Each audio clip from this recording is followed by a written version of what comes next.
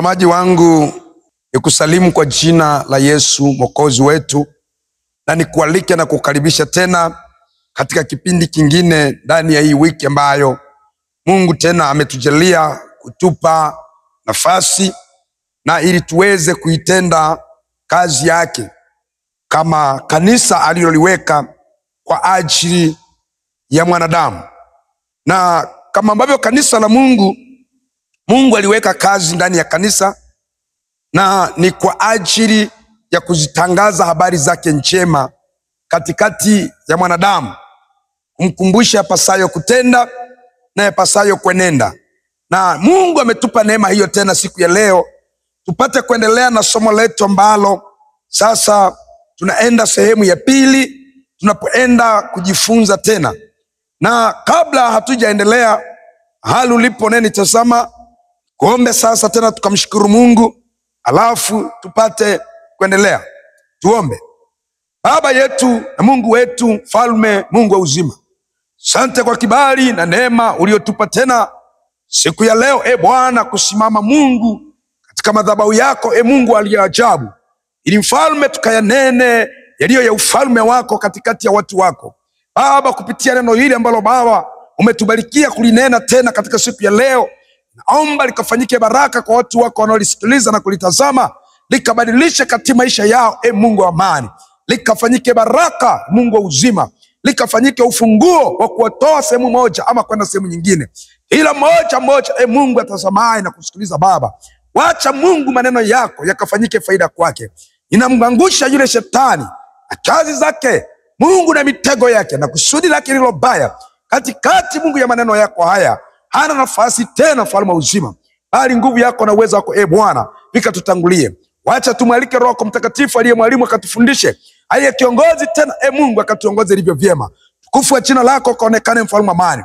Neno hili Baba Mungu likanenwa kwa nguvu yako na utukufu wa jina lako.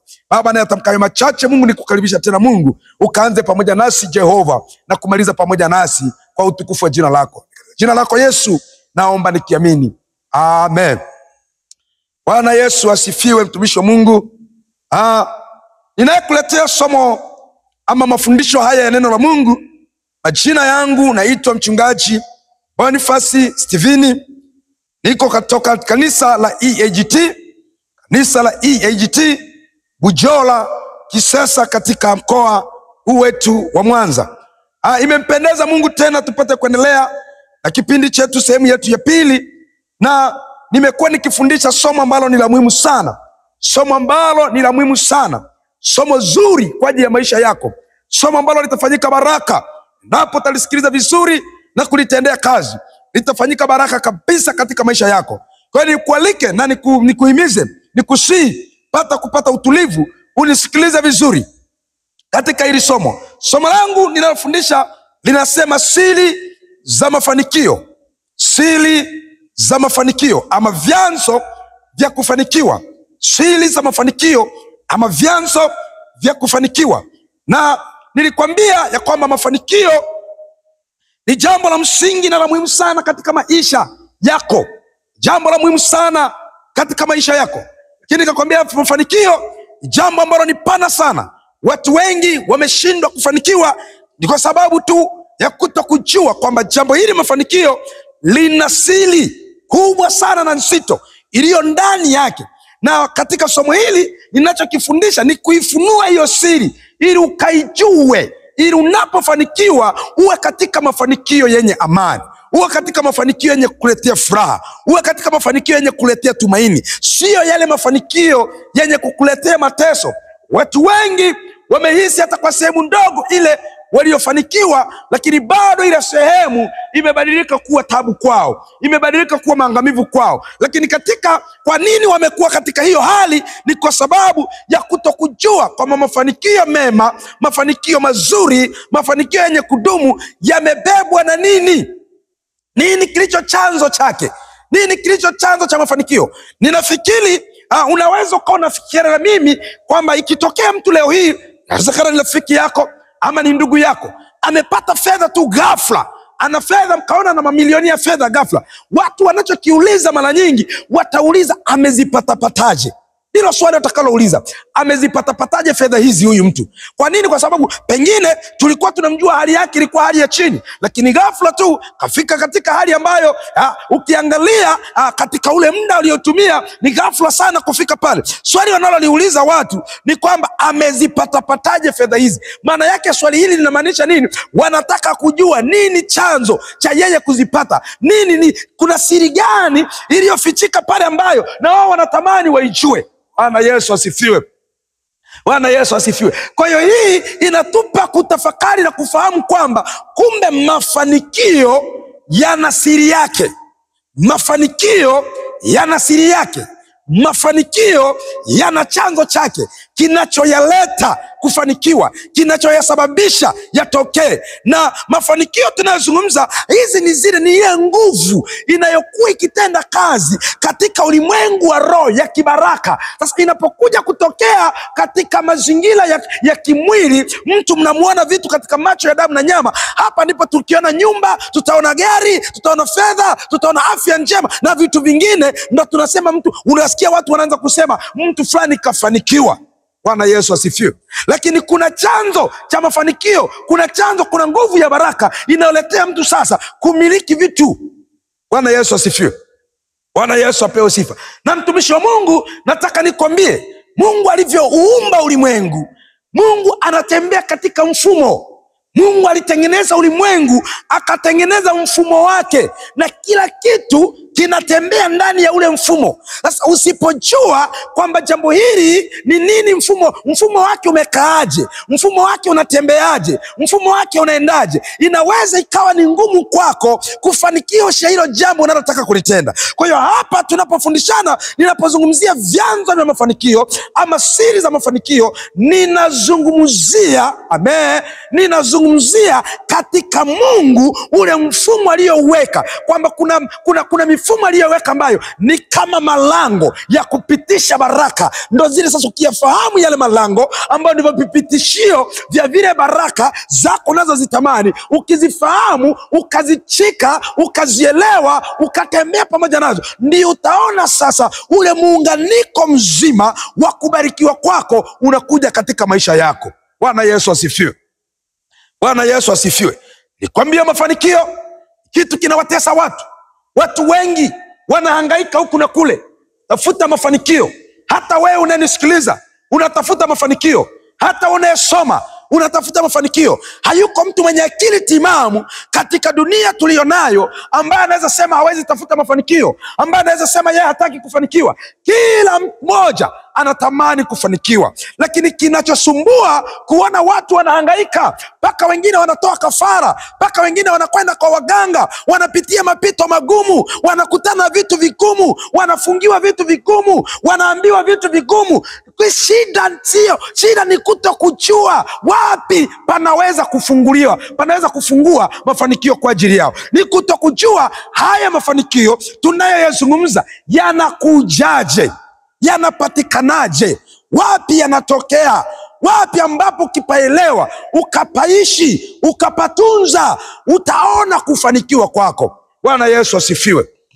Haleluya, watumishi wa Mungu. Kwa hiyo Mungu ametujalia katika vipindi tunavyoendelea navyo, ametupa somo, anataka kujifunua kwetu, kutueleza siri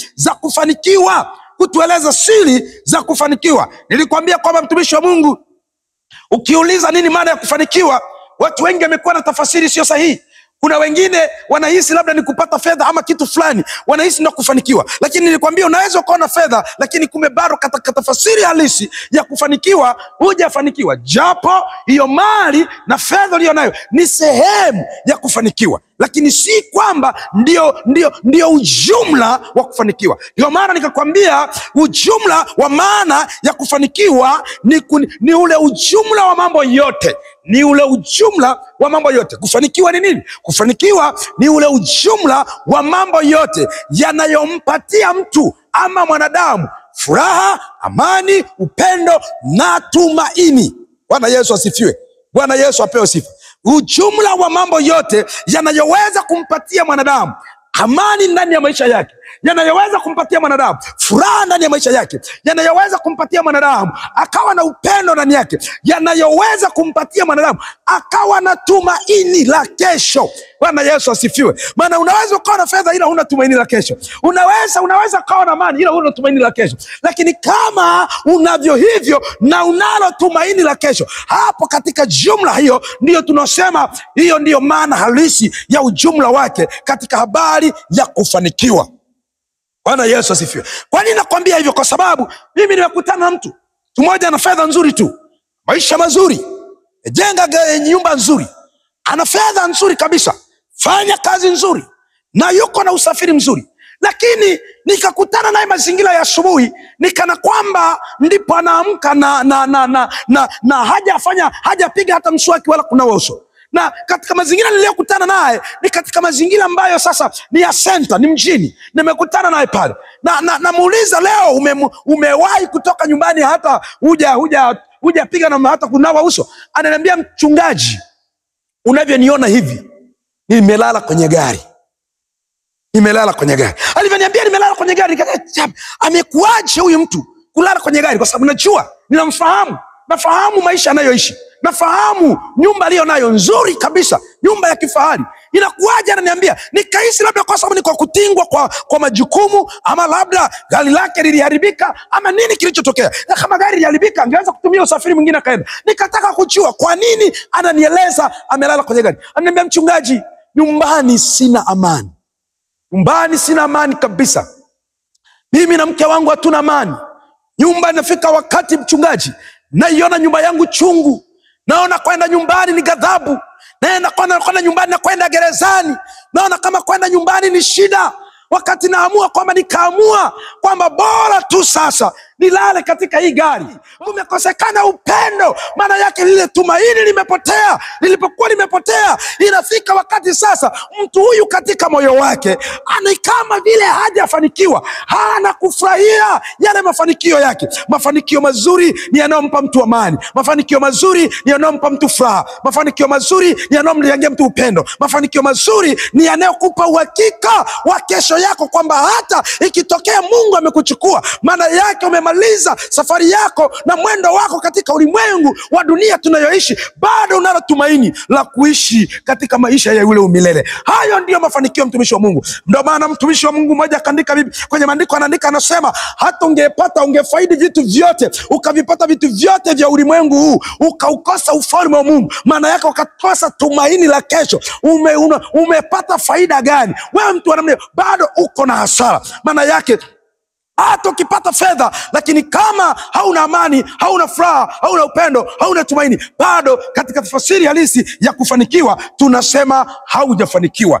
Ndio maana Mungu sasa akatueleza, akataka tufundishe kwamba ni yapi yaliyo ya kuyajua, ambazo ndizo siri ambazo kizifahamu ndani yake, sasa ndani ya hizo siri ndipo utakweza kupata kufanikiwa, ambako kutakupa haya mambo ninayokueleza, kwamba kupitia haya ninayokufundisha sasa, hizi siri ukizielewa, ukazishika, utaona kufanikiwa kwenye amani, kwenye furaha, kwenye upendo na kwenye tumaini katika maisha yako. Bwana Yesu asifiwe.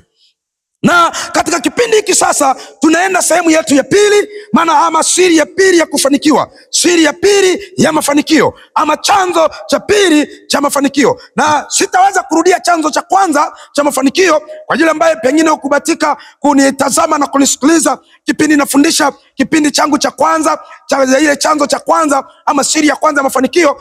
Nitakuomba sasa, utakwenda katika channel yangu ya YouTube. Pale kwenye channel yangu ya YouTube utaandika jina la Mchungaji Boniface Steven, jina la Boniface Steven, utapata hilo somo katika channel yangu ya YouTube. Alafu unaweza jifunza hapo, katazama ukajifunza somo ambayo siri ya kwanza ya mafanikio, siri ya kwanza ya mafanikio. Lakini leo nitafundisha siri ya pili ya mafanikio, ama chanzo cha pili cha mafanikio. Chanzo cha pili cha mafanikio. Mafanikio yamejificha kwenye nini? Sehemu ya pili iliyoficha mafanikio ya maisha ya mwanadamu, sehemu ya pili iliyobeba mafanikio, iliyo kama lango la mafanikio, iliyo kama njia ya mafanikio ambayo Mungu ameweka nguvu ya baraka, na Mungu ameiteua, ameitengeneza hii sehemu kama moja ya sehemu ya kupitisha baraka zake kuja kwetu, kuja kwenye maisha ya mwanadamu. Sehemu ya pili ama siri ya pili ambayo imebeba, sehemu ya pili iliyobeba siri ya mafanikio ni kitu kinaitwa familia. Familia, familia yako, familia yako, your family. Familia yako ni moja ya kitu ambacho Mungu ameweka nguvu ya baraka. Mungu ameweka nguvu kwenye familia. Familia katika ulimwengu wa roho wa kimungu inahesabika kama mlango wa kupitishia baraka, ili watu wakazione baraka za maisha yao. Maana tunapozungumza mafanikio, tunasubiri kufanikiwa, ni lazima kuweko na sababisho, ni lazima kuweko na kitu kinachopitisha hizo baraka, ni lazima kuweko the source, uwe na source ya kusababisha zile baraka zipite ziche kwenye maisha yako. Bwana Yesu asifiwe. Bwana Yesu apewe sifa. Sasa katika ulimwengu wa Mungu, kwa namna nimekwambia, Mungu ameseti mfumo. Mungu anatembea katika mfumo. Alishatengeneza mfumo wake, na mfumo wake ni tofauti na mifumo ya kibinadamu. Mifumo ya kibinadamu inaweza chakachua unavyoweza kuchakachua. Wale watu wa IT kwa namna ambavyo wanaweza kuwa na utaalamu wake, yeye anaweza danganya ule mfumo na ukatoa kitu ambacho ni feki, na ukatoa kitu ambacho si halisia, ukatoa. Lakini mfumo wa Mungu alivyoweka na kutengeneza, wenyewe hauna feki, wenyewe hauna kuchakachuliwa wala hauna kupindishwa. Unatembea kwa kanuni aliyoiweka Kristo Yesu, aliyoiweka Mungu mwenyewe. Ndivyo unavyotembea ule mfumo. Sasa katikati ya kubarikiwa, katikati ya kupata mafanikio, nguvu ya baraka, moja ya kitu, moja ya sehemu, moja ya eneo ambalo Mungu ameweka kibali, ameweka nguvu ya kubarikiwa, ameweka neema ya baraka, ni pamoja na familia. Kwenye sehemu ya familia, kwenye sehemu ya familia. Unaweza sema, mchungaji, inakuacha familia imewekwa kama sehemu? Hebu tusome kile kitabu cha Mwanzo. Some kile kitabu cha Mwanzo, kile kitabu cha Mwanzo na ile sura ya kwanza na ule mstari wa 27 na wa 28. Kitabu kile cha Mwanzo sura ile yake ya kwanza mstari wa 27 mstari wa 28. Biblia inasema hivi: Mungu akamuumba mtu kwa mfano wake, kwa mfano wa Mungu alimuumba mwanamume na mwanamke aliwaumba. Mstari wa 28, Mungu akawabarikia, Mungu akawabarikia.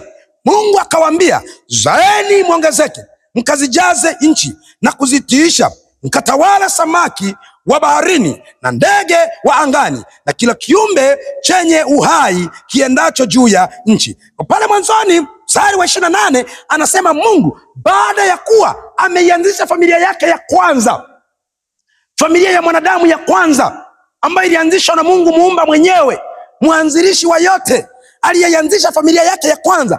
Baada ya kuwa amemaliza uumbaji wa hii familia ya mtu mke na mtu mume, maana familia huanzia kati ya mtu mke na mtu mume, ambapo Mungu katika hatua za kimungu ama katika ile hali ya kimungu, wanapokuwa sasa wameanza pamoja, mke na mume, katika mmepitia zile taratibu zenu za kanisa, mnapoanza maisha ya pamoja kama mume na mke, hiyo ndio tunaita inaanza familia. Inaanzia hapo, ndipo panapoanzia familia, ndipo panapoanzia familia. Wanapokutana mke na mume walio kihalali kimungu, hapo ndipo familia inaanzia mahali hapo. Kwa Biblia inasema Mungu alipoianzisha familia ya kwanza duniani, familia ya mtu mke na mtu mume, alipoumba, jambo alilolifanya katika ile familia, alitengeneza kuwa mlango wa baraka. Ndio maana Biblia inasema akaibarikia. Bwana Yesu asifiwe. Akaibariki, maana yake akairuhusu kuwa moja ya mlango wa kupitisha baraka, kuwa moja wa mlango wa kupitisha baraka. Mtazamaji wangu na msikilizaji wangu, nifuatilie vizuri, tunisikilize, utanielewa ni kwa namna gani familia ni chanzo cha mafanikio. Na nataka nikwambie kuna siri kubwa sana ya mafanikio iliyofichika ndani ya familia, na watu wengi hawajui. Watu wengi wanachukulia familia zao kitu cha kawaida. Watu wengi wanachukulia familia zao ni jambo tu la kawaida, wanaliona kama ni jambo tu ambalo ni la kwenda nalo kama desturi. Umezaliwa umelikuta kwenye familia, umezaliwa kwenye familia. Kwa hawajui kwamba kufanikiwa, sehemu mojawapo iliyobeba mlango wa kupitisha baraka kutoka katika Mungu kuja katika maisha ya mwanadamu ni familia. Bwana Yesu asifiwe. Nataka nikwambie, ukielewa siri ya mafanikio iliyofichika ndani ya familia, utaiona familia yako ya kawaida kama unavyoiona leo. Utaichukulia familia yako ya kawaida kama unavyoichukulia leo. Utaithamini, na nataka nikusihi unisikilize, uelewe kilicho ndani ya familia yako, ili ujue kwamba wakati mwingine kushindwa kwenda mbele unakoshindwa, kumbe ni kwa sababu tu hujatambua uthamani ambao Mungu ameweka kwenye familia kwa ajili ya kufanikiwa kwako. Ndio maana pengine kile unachokitenda hakiendi, unahisi kama unarogwa, kumbe mchawi ni wewe mwenyewe. Kwenye ufahamu wako na kwenye kufunuliwa kwako hujajua kilichobebwa ndani ya familia. Lakini nataka nikwambie mtumishi wa Mungu, familia ni mlango wa baraka. Ni moja ya eneo ambalo Mungu hupenyeshea baraka zake, hupitishia baraka zake ili zimuichilie mtu. Kuna siri kubwa sana iliyofichwa ndani ya familia, na shetani anajua, na shetani anaelewa. Na ndio maana unaweza ukaona ni kwa nguvu gani anayoitumia shetani kupiganisha familia, kuwagombanisha familia, kusababisha amani kukosekana kwenye familia, kuleta malumbano kwenye familia, kuzisambaratisha familia, kuzitenganisha familia. Maana shetani anaelewa kwamba familia ni nini ilichokibeba, familia ina nguvu gani katika kufanikiwa kwa mtu. Bwana Yesu asifiwe. Bwana Yesu asifiwe. Kwa Biblia inathibitisha, inatuambia Mungu akawabarikia. Bwana Yesu asifiwe. Maana yake Mungu akaweka nguvu ya baraka kwenye familia. Kwa familia kama Mungu alibarikia, baada ya kuibarikia akaiambia nendeni mkazae mkaongezeke. Maana tunaposema habari ya mafanikio, hakuna mafanikio kama hakuna maongezeko. Uelewa hilo. Tunapozungumza mafanikio, tunazungumzia habari ya maongezeko. Tunapozungumzia familia na mafanikio, tunazungumzia habari ya maongezeko. Maana yake ndani ya maisha yako, kama ni jambo la amani, kila itwapo leo amani iongezeke. Kama ni upendo, kila itwapo leo upendo uongezeke. Kama ni fedha, kila itwapo leo fedha iongezeke. Kama ni mali, kila itwapo leo mali iongezeke. Kama ni uzao wa utumbo lako, kila itwapo leo uone uzao wako unaongezeka. Usipoona uzao unaongezeka, maana yake kuna mahali mafanikio yako yamefungwa. Kuna mahali mafanikio yako hayaendi sawa. Bwana Yesu asifiwe. Bwana Yesu asifiwe. Na ndio maana unamwona Mungu alipoibarikia, alipoitengeneza familia kuwa lango la kupitisha baraka, akawaambia waongezeke. Baada ya kuongezeka, wakaijaze nchi. Bwana Yesu asifiwe. Tunaposema ili andiko ya kwamba ongezeke wakaijaze nchi, watu wamekuwa wakitafasiri vibaya. Watu hao wamekuwa kifikiri ni kuzaa tu mwanadamu, kwenye uzao wa tumbo tu, na viuno vya uzao wa tumbo la mwanamke na viuno vya mwanamume, kwamba ndiko kuijaza nchi. Hapana. Anapomaanisha hivyo, alimaanisha mfumo wake mzima, kwa namna alivyokuwa ametengeneza kuzile mali na vitu ambavyo vitamfinance, vitamwezesha mwanadamu katika kuishi kwenye dunia aliyomuumbia. Bwana Yesu asifiwe. Haleluya. Maana yake yakiwemo na mazao yaongezeke, ikiwemo na mimea iongezeke, ukiwemo na mifugo yako iongezeke, ukiwa na kilimo chako kuongezeke, kwenye kuzaa kwako uongezeke, kwenye kumiliki na kutawala kwako uongezeke. Na ndio maana hapa mbele anasema mkisha ijaza ile nchi, anasema mkaitiishe. Bwana Yesu asifiwe. Bwana Yesu asifiwe. Mkaitiishe, maana ikawe chini ya uwezo wenu, ikawe chini ya miliki yenu, mkitawala. Anasema samaki wa baharini na ndege wa angani na kila kiumbe chenye uhai kiendacho juu ya nchi. Maana yake kila kitu kilichoko juu ya nchi ukitawale na ukimiliki. Kwa hiyo pasipo maongezeko hakuna kusema kuna baraka. Moja ya jambo ambayo ni indicator, ni ishara ya kuonyesha mtu anafanikiwa, tunapoona anazidi kukua. Bwana Yesu asifiwe. Haleluya. Kwa hiyo hata kuzaliwa ukiwa mtoto mdogo, namna unavyokuwa na afya yako njema, unazidi kuongezeka kimo, unazidi kuongezeka umri wako, unazidi kuongezeka, unatoka utoto unaenda utu uzima. Hiyo yote ni mafanikio katikati ya maisha ya mwanadamu. Yote ni mafanikio. Bwana Yesu asifiwe. Maana kwa sababu mafanikio ni maongezeko. Mafanikio ni maongezeko katika maisha ya mtu, lakini maongezeko yenye kuleta neema, yenye kuleta amani, yenye kuleta furaha, yenye kuleta tumaini. Hayo ndiyo mafanikio. Sasa familia ni moja ya mlango wa kubarikiwa. Bwana Yesu asifiwe. Nitaenda kukufundisha, nitaenda kukuonyesha ni kwa namna gani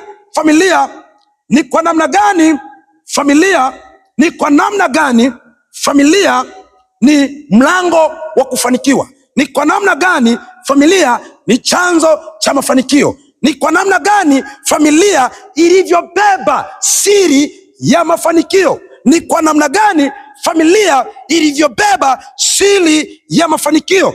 Ni kwa namna gani ambavyo unaweza kuifanya familia yako, unaweza kuishi na familia yako, unaweza kukaa na familia yako, na hiyo familia ikawa sehemu ya kupitisha baraka, ikawa chanzo, ikawa chemichemi ya kusababisha mafanikio ya mali, mafanikio ya fedha, mafanikio mengine mengi yakaja katika maisha yako. Ni kwa namna gani? Bwana Yesu asifiwe. Haleluya. Ni kwa namna gani? Kwa namna ya kwanza ambavyo unatakiwa kuiweka familia yako, unatakiwa kukaa na familia yako, unatakiwa kujua nini kinatakiwa kuweka familia ili familia ikaachilie baraka katika maisha yako. Namna ya kwanza ni lazima kuhakikisha kuweko na amani kwenye familia yako. Ni lazima uhakikishe kuweko na amani kwenye familia yako. Maana yake familia ambayo inapitisha baraka ni familia yenye amani. Bwana Yesu asifiwe. Ni familia yenye amani. Ni familia yenye amani.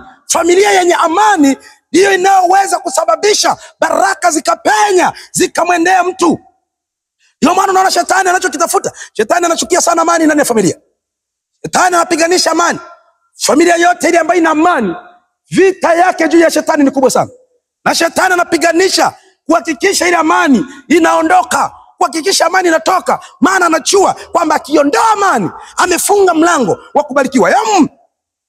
Naweza kusema mchungaji, ni kwa namna gani familia ikiwa na amani inaweza sababisha ikawa sehemu ya chanzo cha kubarikiwa kwangu, ikawa chanzo cha mafanikio yangu? Tukaangalia kile kitabu cha Petro, waraka wake wa kwanza wa Petro na ile sura yake ya 3 na ule mstari wake wa 7. Waraka wake wa kwanza wa Petro, sura yake ya 3 na ule mstari wake wa 7. Anasema hivi. Maandiko matakatifu yanasema hivi: kadhalika ninyi waume, kaeni na wake zenu kwa akili na kumpa mke heshima kama chombo kisicho na nguvu, na kama warithi pamoja wa neema ya uzima, kusudi kuomba kwenu kusizuiliwe. Ili kusudi kuomba kwenu kusizuiliwe. Ni kwa nini Mungu anataka familia ziwe na amani? Ni kwa nini Mungu anataka mwanamume na mwanamke waishi katika akili? Maana anaposema waishi katika akili, maana yake wahakikishe yale mambo ambayo yanaweza sababisha amani ikatoweka katika maisha yao yasiwepo. Wayahakikishe ya kwamba wanayatiisha, wanayaondoa. Ndio kuishi kwa akili, wanayaondoa yale mambo. Kwa nini wanayaondoa? Kwa sababu mke uliye naye, huyo mtume uliye naye, mke uliye naye, ni kwa sababu naye ni moja ya sehemu ya neema, anayesababisha neema ya urithi. Bwana Yesu asifiwe. Anaposema neema ya urithi wa uzima, ni lazima uelewe kwamba pasipo uzima katika mafanikio yako, katika uwekezaji wako, katika kazi za kutenda kwako, katika uchumi wako, katika ndoa yako, pasipo uzima hapawezi kuwa na mafanikio. Jambo lolote linaloweza kuongezeka, linaloweza kukua, linaloweza kufanikiwa, lazima ndani yake kuweko na uzima. Na Biblia inasema mke na mume wote wana sehemu ya urithi wa uzima, wa neema ya uzima, wana sehemu. Maana yake kuna sehemu Mungu ameiweka ndani ya mke, na kuna sehemu Mungu ameiweka ndani ya nini? Ndani ya mume. Ndio maana ukisoma tena kwenye Methali, Biblia inasema apataye mke amepata kitu chema. Amepataye mke amepata kitu chema. Tena amejipatia kibali mbele za nani? Mbele za Mungu. Amejipatia kibali mbele za Mungu. Kwa nini Mungu anazungumza maneno haya? Kwa nini Mungu anayasema maneno haya? Ni kwa nini Mungu anayazungumza maneno haya? Ni kwa nini Mungu anayasema maneno hayo? Kwamba apataye mke amepata kitu chema na amejipatia kibali mbele za Bwana. Ni kwa nini Mungu anasema maneno haya? Ni kwa nini? Ni kwa sababu Mungu anaelewa kwamba ndani ya mume ameweka sehemu ya neema ya urithi, na ndani ya mke ameweka sehemu, maana ameweka nguvu ya kubarikiwa, ameweka nguvu ya kufanikiwa. Katikati ya mke kuna nguvu na katikati ya mume kuna nguvu. Kwa hiyo wanapokuja kuungana pamoja, ndio maana kwenye Mwanzo akasema amewabarikia. Haleluya! Akasema amewabarikia. Anasema kwenye Mwanzo kwamba amewabarikia. Amewabarikia kwa nini? Kwa sababu tu ndani yao ameweka nguvu ya mafanikio. Ndani yao ameweka nguvu ya mafanikio. Iko nguvu ya mafanikio yako ambayo ili ufanikiwe ni lazima itoke kwa mke. Iko nguvu maishani mwako ili ufanikiwe lazima itoke kwa mume.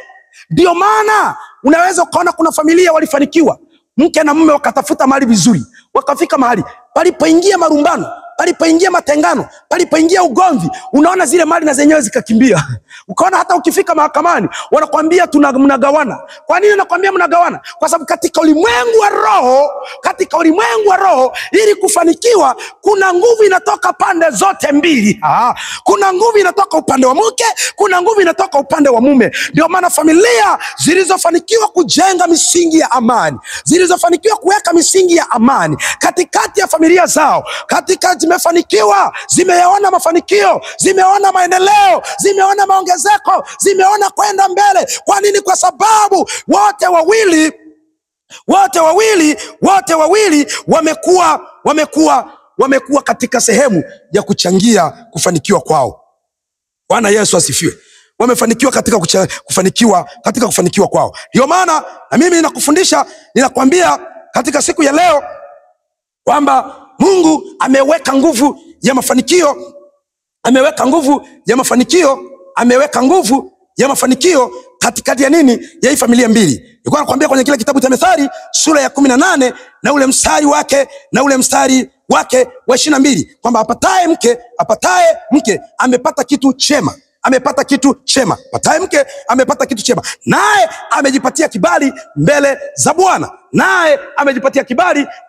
za Bwana. Hiki kitu chema anachokizungumza ni nini? Ni ile sehemu ya urithi, ile nguvu ya kurithi neema ya uzima, ile nguvu ya kurithi neema ya uzima anayoisema Petro kwenye waraka wake wa kwanza sura ya 3 na mstari wa 7 kwamba kwa sababu wao na wenyewe wamebeba neema. Amen. Wamebeba sehemu ya urithi wa neema ya uzima. Wamebeba sehemu ya urithi wa neema ya uzima. Ndicho hichi kitu chema anachokizungumza hapa kwenye Methali kwamba apataye mke amepata kitu chema. Hicho kitu chema ni ile nguvu ya neema ya urithi pamoja na wewe mwanamume.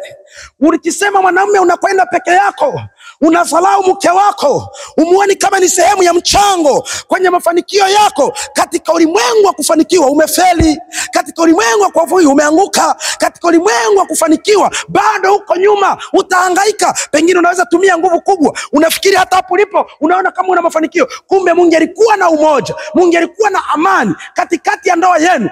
Haya mafanikio leo unayaona kama ndio mafanikio ya kufanikiwa, pengine angelikuwa mara 2 ya hapo, pengine angelikuwa mara 3 ya hapo, pengine angelikuwa mara 4 hapo, pengine usingelikuwa hapo ulipo. Mali unazozimiliki leo, endapo unazimiliki hizo ulizo nazo, unaona kama ni kufanikiwa, kumbe mna mafarakano ndani ya familia. Hapana amani ndani ya familia. Nataka nikuhakikishie, Mungu alikuwa na amani, msingi alikuwa hapo mlipo leo, Mungu alikuwa zaidi ya hapo. Kwa nini? Kwa sababu mnapokuwa na amani kati ya mke na mume, mmesababisha kushirikisha pamoja, kukusanya pamoja, kuweka pamoja ile neema ya urithi wa uzima itokayo kwa Mungu, inayotoka upande wa mume, inayotoka upande wa mke. Mnaiweka pamoja, mnaona maongezeko, mnaona kustawi, mnaona kuendelea. Kwa nini? Kwa sababu ndiyo mfumo ambayo Mungu ameweka. Kumbuka nafundisha somo ambalo nasema siri za mafanikio. Nazungumza somo ambalo nasema siri za mafanikio ama vyanzo vya kufanikiwa, na tuko katika sehemu ya pili ama chanzo cha pili ama siri ya pili. Ndipo tunapofunua tunaiona familia, kumbe familia na yenyewe ni chanzo cha kufanikiwa. Familia ni chanzo cha kufanikiwa, na kama familia ni chanzo cha kufanikiwa, tunaona sasa siri ambayo Mungu ameiweka ndani ya familia. Hiyo ndio nakufichulia ili ujue kwamba unaporumbana na mke wako, unaporumbana na mume wako, unaiharibu ile siri, unaiharibu ile nguvu ambayo Mungu ameiweka ndani ya familia. Lakini kila unapojaribu kutafuta amani kati yenu wawili, mnaungana pamoja, mawazo yenu yanakuwa ni mawazo ya pamoja, mashauriano yenu yamekuwa ni mawazo ya pamoja, mnakaa agenda zenu mnakuwa ni mawazo ya pamoja, kila mtu ana jambo, mnaweka mambo yenu pamoja, na kwambia ni lazima mtaona kuendelea. Bwana Yesu asifiwe. Bwana Yesu apewe sifa. Haleluya. Bwana Yesu asifiwe, mtumishi wa Mungu. Amen. Amen. Unanisikiliza, mpigie tena Yesu makofi. Na kunitazama, mpigie Yesu makofi ya shangwe. na vigelegele. Bwana Yesu apewe sifa sana. Amina. Watumishi wa Mungu, nazungumza somo zuri sana na kufundisha kitu cha muhimu sana. Ukikizingatia kitakusaidia sana, kitakusaidia sana, kitakusaidia sana. Hiki kitu kikizingatia kitakusaidia sana katika maisha yenu, katika maisha yako, kitakusaidia sana. Ni kitu cha msingi, kitu cha muhimu sana. Amen. Bwana Yesu asifiwe. Kwa nini ni kitu cha msingi? Kwa nini amani ni kitu cha msingi katika maisha yako? Kwa nini nazungumzia familia kama sehemu, kama mlango, kama chanzo, kama siri ya kufanikiwa na kufunulia kilichofichwa ndani ya siri? Nakwambia familia ambayo ina amani ni familia ambayo imefika katika wakati ambao maneno yao yamefika kiwango ambacho yamekuwa sio kama sio wamekubaliana wote sio, kama ndio wamekubaliana wote ndio. Maana ndivyo anavyosema katika kile kitabu cha Mathayo, sura yake ya 5 mstari ule wa 37. Kitabu cha Mathayo sura yake ya 5 na ule mstari wa 37, anasema hivi: bali maneno yenu yawe ndio ndio, sio, kwa kuwa yanayozidi hayo yanatoka kwa yule mwovu. Maneno yenu yawe ndio, kama ni ndio mkubaliane ndio.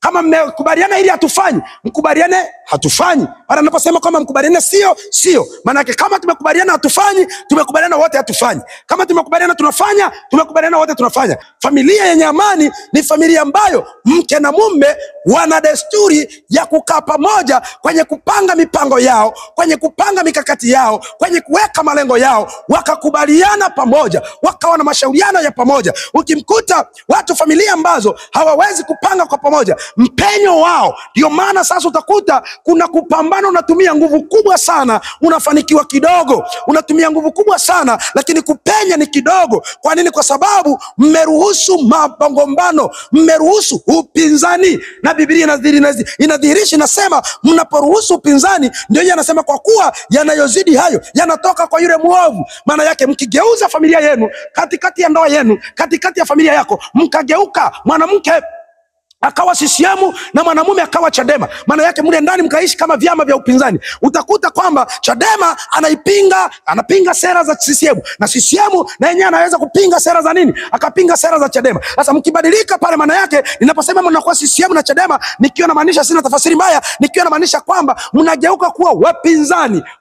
Tunaposema wapinzani, mara nyingi wanatumia kupinga hoja, wanatumia kupinga mikakati, wanatumia kupinga sera zile walizo nazo, kwamba hawa wana sera hizi na hawa wana sera hizi. Utakuta hawa ni kama hawakubaliani na hizi sera za hawa, na hawa hawakubaliani na sera za hawa. Kwa hiyo unajikuta ndani ya familia, mke hakubaliani na sera za mume na mume hakubaliani na sera za mke. Kwa hiyo kila mtu ana mipango yake, kila mtu ana malengo yake. Mkifanya katika hiyo, mmetoka katika ile nguvu ya baraka ambayo Mungu ameiweka kwenye familia. Mmetoka katika ile neema ya urithi wa pamoja ambayo Mungu ameiweka katika familia. Mmetoka katika neema. Ndio maana nakusihi sasa kwamba unanisikiliza mtazamaji wangu, wewe baba, wewe mama, jitahidi sana katika familia yako. Unahakikisha mnakuwa na amani, unahakikisha mnakuweko na amani, unahakikisha mnakuweko na amani. Mbeni sana Mungu awape amani. Lakini kuna kitu cha ziada tena hapo kwenye maandiko. Turudi pale kwenye Petro wa kwanza sura ya 3 na mstari wa 7. Na kitu hapo tena nikueleze, na kitu kingine cha siri nzito hapo nikueleze. Kuna maneno yanasema hivi: mnapokuwepo na amani, amesema kwamba kadhalika ninyi waume kaeni na wake zenu kwa akili, na kumpa mke heshima kama chombo kisicho na nguvu, na kama warithi pamoja wa neema ya uzima. Kuna jambo la mwisho hili, anasema hivi: kusudi. Kwa nini mtafute amani? Kwa nini mtake kupatana? Kwa nini mwana sera inayofanana? Kwa nini maneno yenu yawe ndio, kama ni sio, muwe na njia moja? Kwa sababu ili kuomba kwenu kusizuiliwe. Bwana Yesu asifiwe. Kumbe familia yenye kusikilizana ina kitu cha ziada, kwamba hata maombi yao Mungu anayasikia. Wanapopanga mipango yao Mungu anaifanikisha. Wanapoanzisha kampuni yao Mungu anaisimamia. Wanapoanzisha biashara yao Mungu anaisimamisha. Wanapoa uzao wao Mungu anausimamia. Kwa nini? Kwa sababu wamesikilizana, na Biblia inadhibitisha, inasema wenye kusikilizana, wenye amani, Mungu anasikiliza maombi yao. Lakini kama mafarakano yamejaa ndani mwenu, kumejaa kukosekana amani, kumejaa mmegeuka, kila mtu ana mambo yake, huyu ana mipango yake na huyu ana mipango. Biblia inasema kuomba kwenu kunazuiliwa.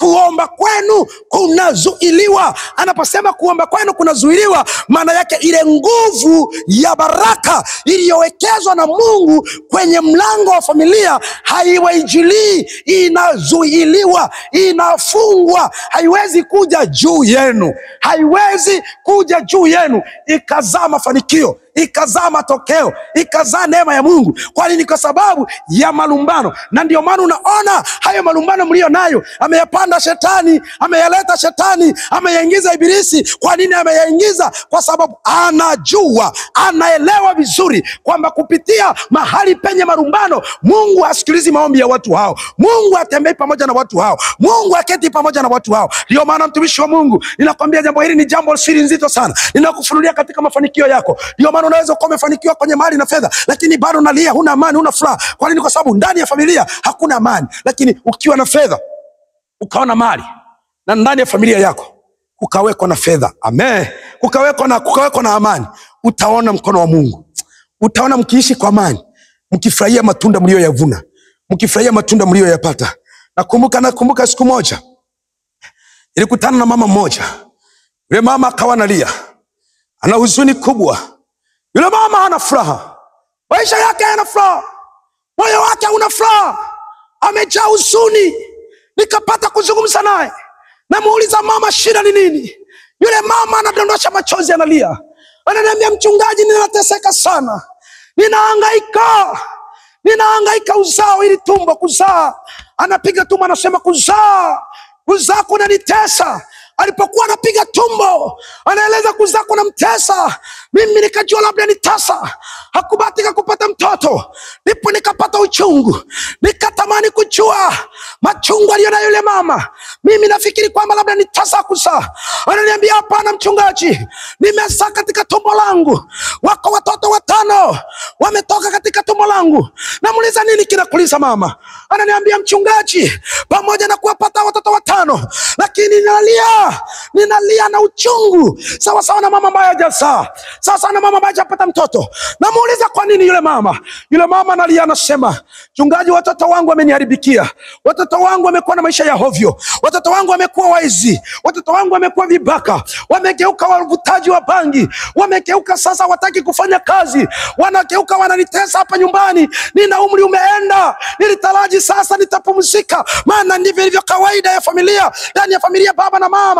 Katika desturi zetu, kuna wakati tunafika, wakati umri wetu unapokuwa umeenda, tunataraji tupumzike, tuone sasa misaada, watoto wakitusaidia kututunza, watoto wakitusaidia kutulisha, watoto wakitusaidia tuwatume waende hapa na pale. Yule mama anasema watoto wanamuliza, maana yake hawezi tuma watoto, hawezi mnunulia hata nguo, hawezi mtafutia hata chakula. Anasema hata kulingana na umri wake huo alio nao, umri ukiwa umeenda, huo umri alio nao pamoja na umri wake, lakini bado anajikongoja, anaenda kutafuta ili angalau apate kula, asilale njaa. Lakini hata akipata kahela, anasema watoto wanaiba ndani, wanamwimbia fedha.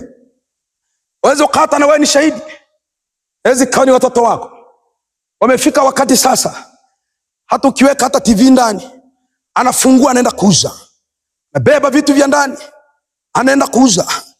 Hizo hela ulizokuwa unatafuta, sasa umestaafu, uko na mali kweli, unasema labda upumzike, ule ustaafu wako utulie. Sasa watoto wanageuka, wanakuwa tabu juu yako. Kwa sababu ni nini? Kwa sababu ulikosa amani kwenye familia, ukaruhusu shetani akapanda mapando ya tabia mbaya juu ya watoto wako. Ndio maana nakwambia, mtumishi wa Mungu, unayo kila sababu ya kujua ya kwamba familia hii ni sehemu ya mafanikio ya mtu. Iko siri na nguvu ya kubarikiwa na kufanikiwa iliyowekwa ndani ya familia. Uelewe mambo haya, uitunze familia yako, ikawe na baraka, ikawe na uzima, na ikawe na amani. Na hapana amani, na hapana amani, na hapana amani katika familia yako kama hautaruhusu uwepo wa Mungu kwenye maisha yako, kama hautaruhusu. Kwa sababu Biblia inasema chanzo cha amani katika kile kitabu cha Yohana, kile kitabu cha Yohana, ile sura yake ya 14. Kitabu cha Yohana sura ya 14 hapo. Nikuonyesha kitu cha thamani hapo. Nisipaache hapo. Biblia inasema hivi. Nazungumzia familia yenye chanzo ambayo ni chanzo cha mafanikio katika maisha ya mtu. Ni familia ambayo imejengwa katika misingi ya amani. Familia iliyojengwa katika misingi ya amani. Ni familia iliyojengwa katika misingi ya amani. Tumeona maandiko mengi. Biblia inasema ukiwa na amani, mtasikilizwa na Mungu. Mkikosa amani, hamtasikilizwa na Mungu. Mkiwa na amani, Biblia imesema, mkiwa na amani, Biblia inasema hayo mambo yenu yakiwa ndio ama sio, mtasikilizwa na Mungu. Lakini mkitoa tofauti na hapo, yanatoka kwa mwovu. Lakini hiyo amani nayoizungumza inapatikana kwa nani? Amani haiuzwi dukani, amani haiuzwi sokoni. Amani nayo naizungumza inapatikana kwa nani? Katika kitabu cha Yohana sura ya 14 mstari wa 27 ametueleza wazi maandiko matakatifu ya Mungu tunawezaje kupata amani. Naizungumza katika siri iliyobebwa ndani ya familia kama mafanikio, kama nguvu ya kufanikiwa, kama nguvu ya kubarikiwa. Anasema hivi, amani nawachieni, amani yangu ninawapa, niwapayo mimi, sio kama ulimwengu utoavyo. Msifadhaike mioyoni mwenu, wala msiwe na uoga. Anasema amani anatuachia. Nani anasema maneno haya? Kristo Yesu mwenyewe anasema amani anatuachia. Amani yake Kristo anatupatia. Anasema amani anayotupatia yeye sio sawasawa na amani inayopatikana ulimwenguni. Unaweza ukajifariji. Kuna wengine wanajifariji kwamba wakikosa amani wanasema akanywe bia 2 3 anahisi atapata amani. Hiyo ni feki. Kuna wengine wanafikiri wa hangover na marafiki wao watoke nje waende out wajirefresh mind ya kwamba wapate amani. Bado ina mwisho hiyo. Lakini amani anasema anayoitoa Kristo Yesu, anasema ya kwamba amani yake yeye sio sawa sawa na amani ipatikanayo katika dunia. Haleluya. Bwana Yesu asifiwe, mtumishi wa Mungu. Bwana Yesu asifiwe, mtumishi wa Mungu. Nasikia raha kukueleza habari hizi, siri nzito zilizobeba siri za mafanikio. Nasikia raha kukueleza habari hizi katikati yako unanisikiliza na kunitazama, kukueleza vitu vizuri ambavyo ukivielewa na kuvishika vitakusaidia katika kufanikiwa kwako, vitakusaidia katika kutembea kwako, vitakusaidia katika kukua kwako, vitakusaidia katika maongezeko yako. Utaiona furaha kwenye maisha yako, utaona amani kwenye maisha yako endapo ukielewa ya kwamba familia unayo kila sababu ya kuhakikisha mke unatimiza wajibu wako, mume unasimama kwenye nafasi yako, na mke anasimama kwenye nafasi yake. Mkisimama kila mmoja kwenye nafasi yake, mtaitengeneza amani. Amani ndani ya familia inatengenezwa. Ndio maana Biblia inasema tafuteni sana kwa bidii kuwa na amani. Anaposema tafuteni, maana yake kumbe inatafutwa. Kitu kinachotafutwa lazima utumie nguvu, lazima utumie maarifa, lazima utumie akili, lazima utumie haya mafundisho ninayokueleza kujua namna gani unaweza kupata amani ndani ya familia yako. Unaweza kupata amani ndani ya ndoa yako. Kwa nini? Kwa sababu amani inasababisha familia iwe lango la kupitisha mafanikio juu ya maisha yako. Lakini kitu kingine unachotakiwa kuwe nacho ndani ya familia yako ni umoja. Familia nyingine inayoweza kusababisha mafanikio ndani ya familia ni umoja. Ndio maana unaona shetani pia amekuwa akitumia nguvu sana kuvunja umoja, kuharibu umoja. Unajua amani na umoja ni vitu vinavyoshabihiana. Panapo amani pana umoja, panapo umoja pana amani. Watu wakielewana lazima kuweko na umoja, lazima kuweko na umoja. Amen. Bwana Yesu asifiwe. Kuweko na amani. Kitabu kile cha Zaburi sura yake ya 133 ule mstari wa 1 mpaka ule mstari wake wa 3. Kitabu kile cha Zaburi sura yake ya 133 na mstari wa 1 mpaka ule mstari wa 3. Biblia inasema hivi: tazama jinsi ilivyo vyema na kupendeza, tazama jinsi ilivyo vyema na kupendeza, ndugu wakae pamoja kwa umoja. Ndugu wakae pamoja kwa umoja. Anasema ni kama mafuta mazuri, ni kama mafuta mazuri kichwani yashukayo ndevuni, ndevu za Haruni yashukayo mpaka upindo wa mavazi yake, kama umande wa Hamoni ushukao mlimani pa Sayuni. Maana ndiko Bwana alikoamuru baraka, maana ndiko Bwana alikoamuru baraka. Naomba niruhusu nisieleze maana ya hii umande anaozungumzia unaoshuka katika ndevu za Haruni. Naomba usiwe haya mafuta yanayoshuka katika ndevu za Haruni. Nisielezee hii maana yake haya mafuta, naomba tu nielewe kwa ufupi tu, unielewe nieleze. Anasema tazama jinsi ilivyo vyema na kupendeza ndugu wakae pamoja kwa umoja. Anasema wakikaa kwa pamoja kwa umoja, pale mwisho mstari wa 3 anasema maana. Kwa nini wakae kwa umoja? Kwa nini kuweka na umoja ndani ya familia? Kwa nini unatakiwa kuhakikisha familia yako inakuwa familia yenye umoja? Ni kwa sababu mahali hapo penye umoja, Biblia inasema ndiko Mungu alikoamuru baraka. Ndiko Mungu alikoamuru baraka. Ndiko Mungu alikoamuru baraka. Amen.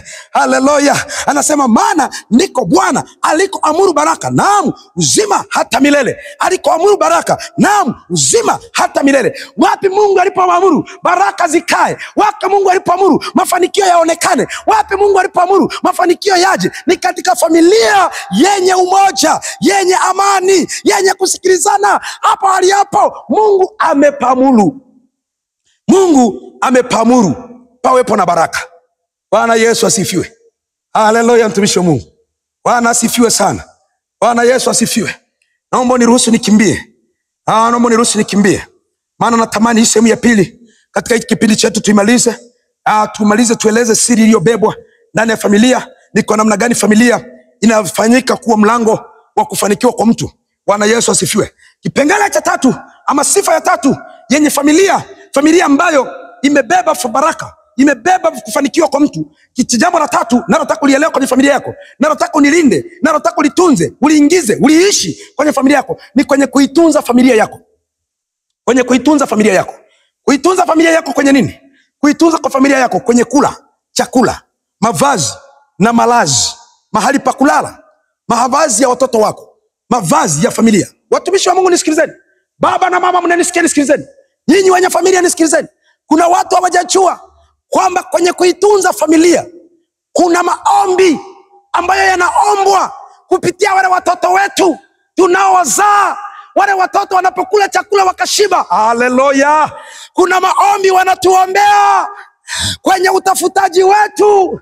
Unaweza kawa ni mtoto mdogo kweli, ana mwaka mmoja, hajatimiza mwaka, ana miaka 2 3, hajajitambua vizuri katika kutamka maneno anaposimama kuomba, lakini ile furaha yake tu anapokuwa amekula ameshiba, anaposhiba ile furaha anacheza na vitoto wenzake, ile furaha ni maombi tosha. Ile furaha inakufungulia kubarikiwa. Kuna watu wameenda kutafuta wasione, kwa sababu kuna machozi ya watoto wao, kuna machozi ya familia zao, zinashinda njaa, zinalala njaa, zinakosa kuvaa, zinakosa mahali pa kulala, zinatangatanga. Kama uko mtu namna hiyo, kutafuta kwako kutaweza kufanikiwa.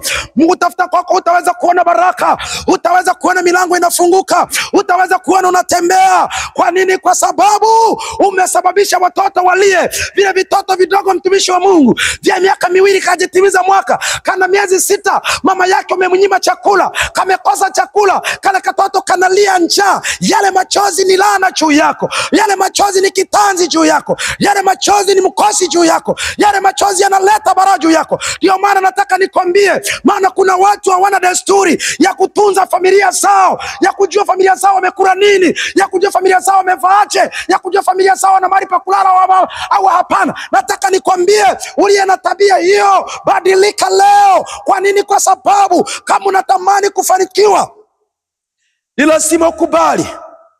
Bwana Yesu asifiwe. Ni lazima ukubali kuhakikisha unaitunza familia yako. Siku moja nikakutana na mlevi mmoja. Yule mzee akaomelewa, elewa sana, chakali, kianguka, akitembea tu 2 anaanguka, akizunguka huku na huku anaanguka, lakini mkononi mwake akawa ameshikilia kamfuko.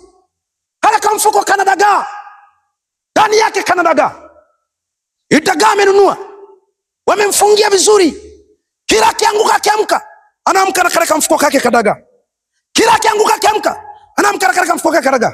Nikawa naenda taratibu, nikapunguza sasa mwendo wangu wa kutembea, nione hatima ya yule mzee. Amelewa usiku, majira kama ya saa 3 ya usiku, akiamka mara ya mwisho akaanguka, kale kadagaa kamfuko kakatoka mkononi, kakatangulia mbele, kakaanguka upande mwingine. Alipoamuka wala hataki kujua ameumia ama hajaumia. Anaanza kuuliza mfuko wangu wa mboga za watoto wangu ziko wapi?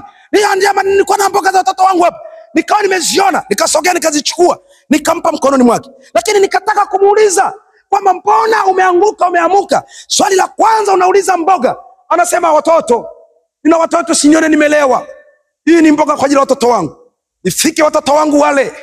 Watoto wangu wasilale njaa. Pamoja na kwamba amelewa, lakini anakumbuka thamani ya familia. Nataka nikwambie mtumishi wa Mungu, kuna watu mko makanisani mnasali, lakini mnatesa familia. Hamtunzi familia, hamtoi matumizi kwa ya familia zenu. Mnaondoka familia, hamjajua zinakula nini.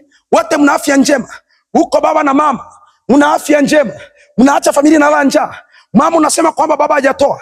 Kama una afya njema mama, si jukumu tu la baba kuhakikisha familia inakula. Ni jukumu letu wote wawili, baba na mama, kuhakikisha familia inakula. Usimwachie baba peke yake.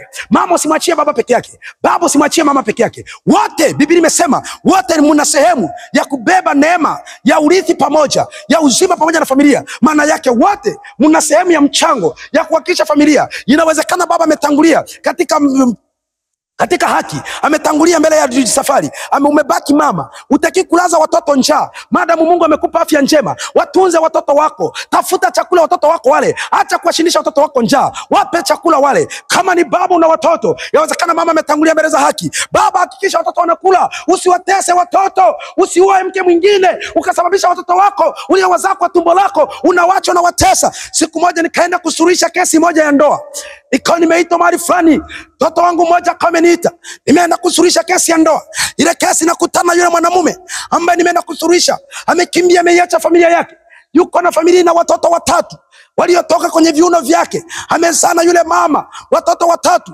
Yule baba ameondoka kwenye ile familia, ameitelekeza ile familia, ameacha watoto wake wa kuzaa. Katika kueleza kwao, nikamkuta yule baba anaishi kwa mwanamke mwingine. Yule mwanamke amemkuta ana watoto 6, mwanamume mwingine, sio watoto wake wa kuzaa, watoto wa mwanamume mwingine. Ndipo alipoenda kujiweka, anawalisha watoto wa mwanamume mwingine, anawacha watoto wa tumbo lake, anawacha watoto wa viuno vyake, wanashinda njaa, wanalala njaa, wanalia. Hiyo ni laana, mtumishi wa Mungu. Nikamwambia ufai kuitwa mwanamume, unatuaibisha wanaume. Mwanaume anayechelewa hawezi kuacha familia yake inalala njaa, analisha familia ya mwanamume mwingine. Ni lazima awe na uchungu juu ya familia yake. Ndio maana, kwa sababu watoto wako unapowalisha, familia yako unapoitunza, wanakuombea mema, wanakuombea ufanikiwe, wanakuombea ubarikiwe, wanakuombea uwe na mafanikio. Lakini unapoifanya hiyo kazi na usitunze familia yako, yale machozi yanageuka kuwa laana kwako.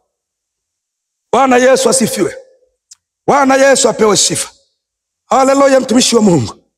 Bwana asifiwe. Ile kitabu cha Timotheo wa kwanza, waraka wa Paulo kwa Timotheo, waraka wake wa Paulo anamwandikia Timotheo. Waraka wa Paulo anaandika kwa Timotheo, waraka wake wa kwanza wa Paulo anaandika kwa Timotheo, sura ile ya 5 ule mstari wa 8 anasema nini?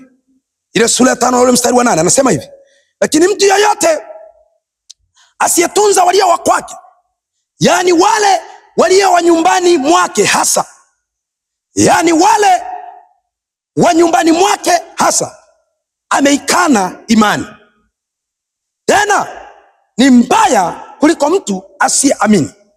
Biblia inasema, lakini mtu yeyote asiyewatunza walio wa kwake, maana yake watoto wake, mke wake, mume wake, wale wakao ndani ya nyumba yake. Inawezekana ni ndugu, mmemfanya kwa sehemu ya familia yenu, mnakaa naye hapo, mtoto wa mjomba, mtoto wa shangazi, mtoto wa baba mdogo, mtoto wa baba mkubwa, mmekaa naye hapo nyumbani, mmemfanya sehemu ya familia yenu. Ni binti wa kazi, mmekaa naye hapo nyumbani, amekuwa sehemu ya familia yenu, mnahesabu kama sehemu ya familia yenu. Biblia inasema mtu ambaye asiyeweza kuwatunza, anaposema kuwatunza, anamaanisha kuwalisha, anamaanisha kuwavisha, kuwatafutia ama kuwajengea nyumba, wawe na mahali pa kulala. Kama ni pa kupanga, ulipe kodi kwa wakati, wasio watu wa kubugudhiwa, wa kutupiwa vyombo nje, wa kutukanwa. Walipie nyumba yao kwa wakati. Anasema mtu huyo, yani wale wa nyumbani mwake hasa. Bwana Yesu asifiwe.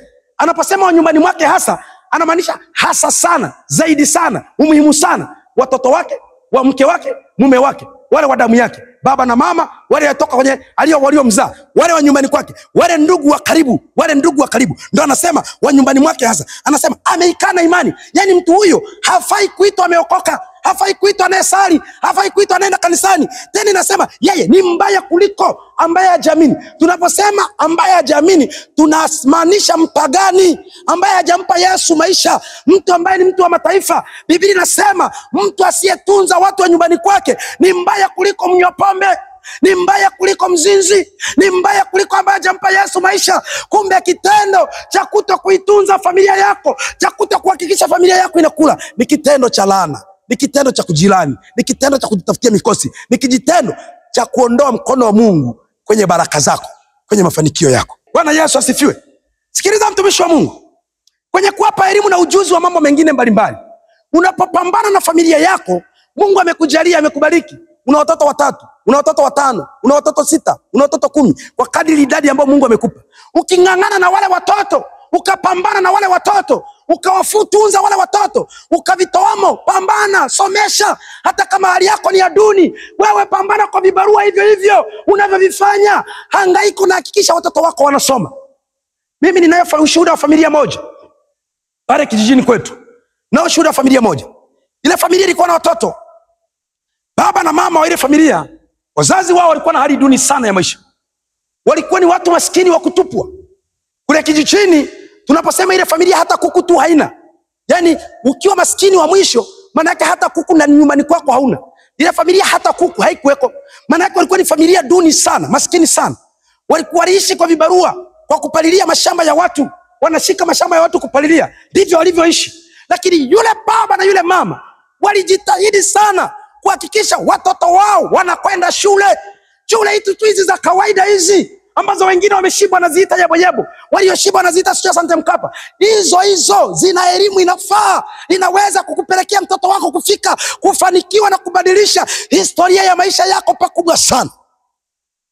Ile familia ikawa inapambana, inahangaika huku na kule, wanalima vibarua, wanajinyima, wakasomesha watoto wao. Watoto wakamaliza shule ya msingi, wakamaliza sekondari, wakapita wakafika vyuo, watoto wakapanda kupata kazi. Nataka nikwambie leo hii ninavyozungumza na wewe, ukihesabu miongoni mwa familia 10 bora zenye mafanikio, zenye uchumi wenye nguvu pale kijijini kwetu, wezi iacha ile familia.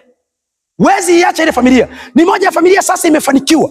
Ni moja ya familia sasa hizi imefanikiwa. Lakini siri ya kufanikiwa kwake ni kupi? Ilikubali kuwekeza kwa watoto. Ilikubali kutunza familia, ilikubali kujali kesho ya watoto, ilikubali kuangalia kesho ya watoto. Kuna wazazi wengine mnaona mko busy na kazi, ni kazi tu. Una habari ya kujua maendeleo ya watoto wako kitabia, una habari ya kujua maendeleo yako watoto kishule, una habari ya kujua, yani huna habari. Ninyi mkiamka mama ni kukimbia kazini, baba kukimbia kazini. Ni kweli imewapasa mfanye kazi kwa bidii, maana Bwana ubariki mikono ya mwenye bidii. Lakini bidii anayoizungumza hata kutunza, kujali, kujua maendeleo ya watoto wenu ni moja ya bidii kwenye kazi.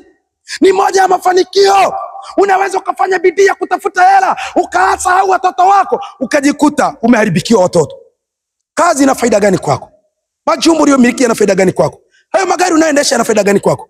Kama watoto wako wamekuharibikia, wamekuwa watoto wa hovyo, ni wakuzalia hapo nyumbani, ni wavuta bangi hapo nyumbani, watumiaji wa madawa ya kulevya, wanaojishirikisha na matendo ya uovu, wameingia kwenye ushoga, wameingia kwenye kusagana, inakusaidia nini? Kumbe ulikuwa busy na kazi for nothing. Ulikuwa tu busy na kazi. Bwana Yesu asifiwe. Wewe ni kazi. Kuna wababa wengine wanatoka nyumbani saa 11 kurudi saa 6 usiku. Yaani wanatoka wanaacha watoto wamelala, wanarudi wanakuta watoto wamelala. Badilisha hiyo tabia, sio njema. Hata kama unatafuta hela, lakini haitakuwa na faida kwako. Mafanikio hayo unayotafuta hayatakuwa mafanikio kwako. Ni lazima ujali familia yako, uitunze, uihangaikie. Wakati mwingine wewe Mungu amekujalia, unajua kusoma na kuandika. Si lazima tu utegemee mwalimu darasani. Wengine unabadilika, unakuwa mwalimu wa tuition hapo nyumbani. Unakuwa unafundisha mtoto wako, unamwelekeza shule, ameenda amesoma darasani, akirudi unamuongezea hesabu. Amesoma darasani, akirudi unamuongezea Kiswahili, sentences za Kiswahili. Amesoma darasani, unamzongezea sanskimu.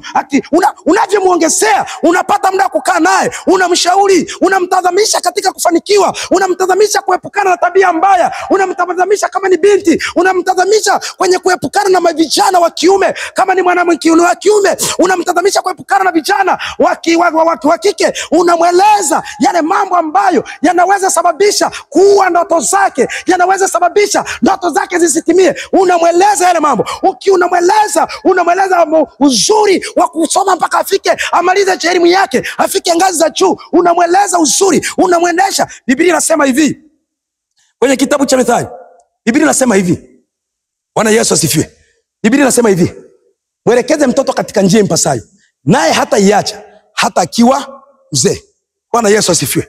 Ukimfundisha mtoto katika njia impasayo, ndio ile sasa mlikuwa mko duni, mlikuwa mko wa kawaida, mnajitukuta familia yenu imeendelea mbele, imesonga mbele. Sio tu familia duni ndio wanatakiwa kuwekeza kwa watoto, ndio wanatakiwa kuwa makini na watoto, ndio wanatakiwa kuangalia watoto. Hapana, hata familia mwenye uwezo, mambo Mungu amewapa ka nafasi, Mungu amewapa ka hela. Kuna familia watoto wameharibika, lakini familia ilikuwa na uwezo mzuri, lakini wameharibu watoto kupitia malezi. Yani wametumia hela kuharibu watoto wao. Fedha zao zile walizozikusanya kupitia kazi zao wamezitumia wao kuharibu watoto. Mimi na ushuhuda wa binti moja, alikuwa anasoma chuo kikuu.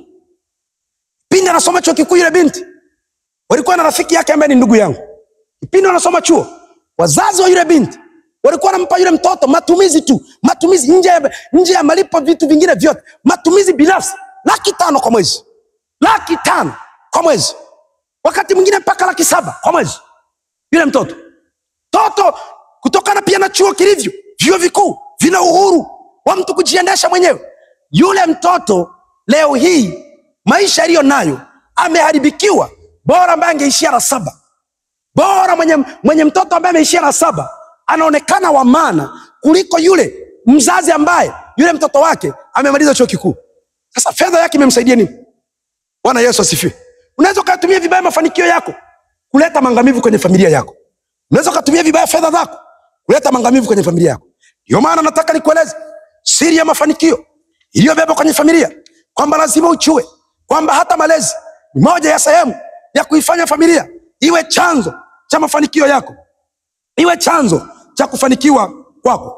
Bwana Yesu asifiwe. Haleluya, watumishi wa Mungu. Mimi nataka nikwambie, nimeziona familia zikifanikiwa kwa kuwekeza kwa watoto. Kuna wazazi wanapenda wafike wakati waone matunda ya watoto. Unayaonaje matunda ya watoto kama hukupanda? Ukitaka uyaone matunda yoyote yanapatikana kutoka kwenye mtu uliopandwa. Lazima ukubali kupanda ndio ukubali kuvuna. Wakati huu unaolea watoto, kuwatafutia elimu, kuwatafutia maadili mema, kuepusha na majanga, kuepusha na vitu vibaya na tabia mbaya za dunia hii, ukiwa umeweka mbele za Mungu, ndiko kunako kupatia familia leo, kesho na kesho kutwa utaikuti inaendelea. Kesho na kesho kutwa watoto wanakuja, wanakukuta baba, ulitafuta mali, ukapiga hatua fulani, ukafanikiwa kwa hatua fulani. Watoto wanaanzia pale, wanaongeza na wenyewe kwenda kwenye hatua nyingine. Wajukuu na wenyewe pengine wakija, wanaongeza na wenyewe kwenda kwenye hatua nyingine. Inafika wakati inaitwa familia ya fulani ni familia maarufu, ni familia yenye nguvu, ni familia yenye uwezo, ni familia yenye mafanikio makubwa, ni watu ambao wanamiliki vitu vikubwa. Kwa nini? Kwa sababu ndani yao walikuwa na urithi, ndani yao walitengenezeana, walikuzana, walitengeneza namna ya kufanikiwa. Bwana Yesu asifiwe. Nimalizie kitu cha mwisho kilichobebwa ndani ya familia, na muda wetu utakuwa umeisha. Nimalizie kitu cha mwisho ambacho kimebeba ndani ya familia kwako, ni kuwatunza wazazi wako. Wazazi wako ni sehemu ya familia yako. Wazazi wako, baba na mama yako, ni sehemu ya familia yako. Mtumishi wa Mungu, wazazi wetu waliotuzaa, baba na mama, Mungu amewapa neema ya kutubariki. Mungu amewapa nguvu ya kutubariki. Mungu amewapa nguvu ya kututamkia baraka. Ni lazima uwe na desturi ya kuhakikisha kwamba unawapa sadaka wazazi wako. Wazazi wako unawapa sadaka ya mavazi, unawapa sadaka ya chakula, unawapa sadaka ya malazi. Unawatunza wazazi wako kwa ujumla wake.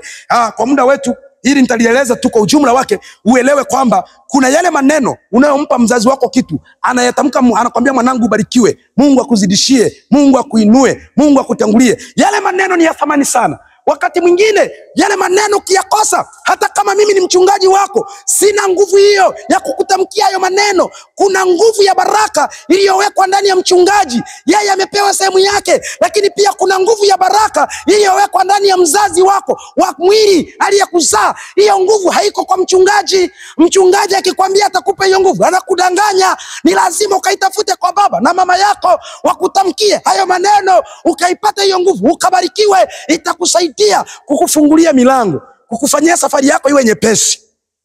Bwana Yesu asifiwe. Hem, tusome Kile kitabu cha Timotheo, waraka wa kwanza Timotheo sura yake ya 5 mstari ule wa 7. Waraka wa kwanza Timotheo sura ya 5 mstari wa 7. Biblia inasema hivi: mambo hayo pia uyaagize. Mambo hayo pia uyaagize. Mambo hayo pia uyaagize ili wasiwe na laana. Mambo hayo pia uyaagize ili wasiwe na laana, ili wasiwe na lawama. Kwa mambo hayo pia uyaagize ili wasiwe na lawama. Mambo gani ambayo anazungumza ili uyaagize? Ni mambo gani anayozungumza ili uyaagize? Haya mambo anayozungumza ili uyaagize ili wasiwe na lawama. Turudi kwenye ule mstari wa 4. Turudi kwenye ule mstari wa 4. Hiyo Timotheo wa kwanza sura ya 5 mstari wa 4. Hayo mambo ambayo anasema uyaagize ili wasiwe na lawama. Wazazi wako wasikulaumu. Ni kuagize mambo ambayo unatakiwa kuyafanya kwa mzazi wako ili mzazi wako asikulaumu. Turudi ule mstari wa 4. Lakini mjane akiwa na watoto au wajukuu, na wajifunze kwanza kuyatenda yaliyo wajibu wao kwa jamaa zao wenyewe na kuwalipa wazazi wao. Biblia inasema na kuwalipa wazazi wao, kwa kuwa hili la kubalika mbele za Bwana. Kwa kuwa hili la kubalika mbele za Bwana. Anasema wale wamama ambao wamefiwa, wamebaki wakiwa wazee, hawawezi kutafuta mali, hawawezi kutafuta chakula na mavazi, lakini kama wana watoto wao na kama wana wajukuu wao, amen, wale wajukuu wao wawatimizie wajibu wao. Maana yake wawape mahitaji yao, wawape sadaka zao. Wale wazazi anasema na kuwalipa wazazi wao. Maana yake kuwapa fadhila wazazi wako waliokusomesha, wazazi wako waliokuombea ukafika leo mahali ulipo, wakakutafutia kazi, leo unamiliki vitu vya thamani, leo una maisha mazuri. Lazima ukumbuke kuwatunza wazazi wako, wakawe sehemu ya kufanya maongezeko kwenye baraka zako, kwenye mafanikio yako. Lakini tumalizie ile Waebrania, kitabu kile cha Waebrania sura ya 7 na mstari wa 7. Tumalizie hapo. Biblia inasema wala haikonosheki, maana yake haipingiki. Huwezi kataa. Ninavyokuambia ukubali usikatae, haipingiki. Biblia inasema wala haikanushiki kabisa kwamba mdogo hubarikiwa na mkubwa. Wala haikanushiki kabisa kwamba mdogo hubarikiwa na mkubwa. Kwa hiyo unapoyatenda haya, mtumishi wa Mungu, ukaitunza familia yako, ukaipa chakula, ukatafuta amani, mkawa na umoja, mkatembea kwa pamoja, nataka nikwambie mtauona mkono wa Bwana kwenye maisha yenu. Na siri ya pili ya mafanikio tumeona kwamba imewekwa ndani ya familia yako. Namna ya kuitunza, namna ya kuilea ni itasababisha kufungua milango. Kila utakachokishika utaona kinafanikiwa, kila utakachokitenda utaona kinafanikiwa. Kwa nini? Kwa sababu nyuma yako kuna familia yako inakuombea, inakutakia mema, inakutakia heri, inakuazia mazuri. Utaona mazuri yanatokea kwenye maisha yako. Basi naomba nimshukuru Mungu tunapofika mwisho wa kipindi chetu. Ukumbuke kwamba niliyekuletea na kufundisha somo hili la siri za mafanikio ni mchungaji wa kanisa la EAGT, The Evangelist Assemblies of God, kanisa lililoko Bujola, Kisesa, wilaya ya Magu na mkoa huu wetu wa Mwanza. Ndiye anayekuletea somo hili. Nimshukuru Mungu sasa. Baba yetu na Mungu wetu, uhimidiwe na utukuzwe. Asante kwa neema hii ambayo Mungu umetupa tena kutufundisha somo hili, siri iliyobebwa ndani ya familia zetu kwa ajili ya kufanikiwa kwetu. Baba, tunakushukuru maana Mungu umesema nasi ilivyo vyema kwa mapenzi yako. Wacha neno hili kafanyike mbegu, likazae kwenye maisha yetu na likaleta mafanikio. Matamanio yetu ni kuona tunafanikiwa, na mshirikizaji wako na mtazamaji wako Baba Yesu aliyelisikia neno hili, wacha likafanyike kumfungua na kumpeleka mbele kwa ajili ya utukufu wa jina lako. Ili shetani hana nafasi ya kuliiba wala kulitenda lolote, bali Mungu heshima yako ikaishi ndani yake. Ni katika jina lako Yesu naomba na kuamini. Amen.